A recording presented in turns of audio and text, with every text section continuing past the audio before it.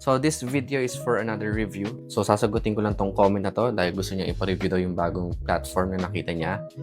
This is an exchange. Ang pangalan ay CoinMy. So ito, sinearch ko na rin.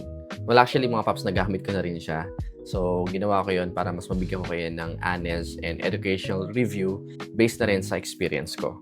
Okay, so this is not a financial advice. Usually, kapag bago ang isang exchange, marami nagtatanong kung legit ba to, safe, at okay gamitin.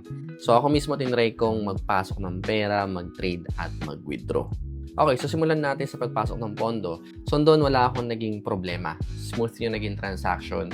So kung familiar kayo sa pagpasok ng pondo sa mga ibang exchange, parehas lang din siya. Okay, sa trading side naman. So, dito na-try ko lang yung future. So, hindi ako nakapag-spot. So, dito nag-trade ako na nakarang araw sa ETH. So, yung trade na yon. And masasabi ko dito, same lang din naman siya. May long and may short position. At nakita niyo naman yung chart. Same lang din talaga. Ito yung order form. Yung mga tools na pwede natin gamitin dito sa gilid. So, lahat same. Meron lang akong napansin. May time na kapag naglilipat ako ng time frame, yung mga candlestick na to, nagugulo sila eh. Parang nasisira, literal. So kapag ganon, try natin na kung mangyayari uli. So far, hindi naman na. But yeah, yun yung na-experience ko nun. And kapag nangyari yun, ginagawa ko is nire-refresh ko na lang siya. At babalik naman ulit siya sa dati. Ngayon, ito naman yung pinaka-importante, yung paglabas ng pondo. So dito ako nahirapan and I want to be honest about it. So based sa experience ko, hindi naging smooth yung transaction ko going to SEC wallet. So yun nga, kinabahan talaga ako doon. Kasi nakadalawang transaction na ako at hindi talaga siya nagpo-proceed. So ang ginawa ko, kinonta ko yung customer service na nagbaka sakali ako, baka meron sumagot. Well, meron naman. And according to them, mas recommended nilang magpasa ng pondo from them papunta sa mga non-custodial wallets. So ito yung transactions na ginawa ko. Dalawa doon kinancel ko sa sobrang tagal nga.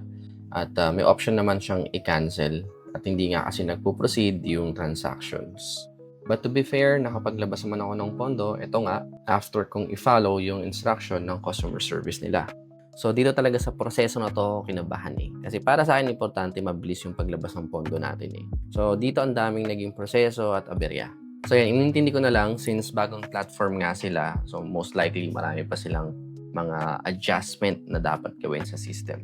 But bilang isang trader at educator, so kailangan maging transparent tayo sa mga ganong klaseng bagay.